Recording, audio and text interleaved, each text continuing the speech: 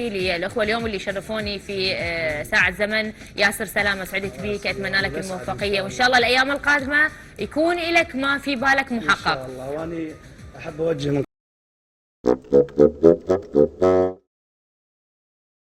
قناتكم تفضل.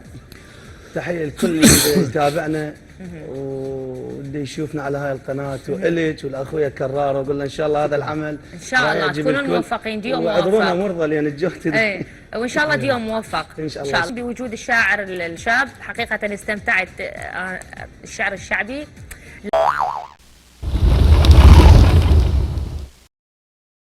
لا يعني فد شيء مختلف تماما يعني. وانا اتمنى لك الموفقيه كرار الجبوري، وبالتالي اتمنى دائما يكون اكو ديو مشترك، والدعم ضروري، الدعم النفسي والمعنوي هو اهم من المادي، لان اذا كان اكو دعم مادي لكن النفس ما مرتاح ما راح يكون يعني العمل موفق.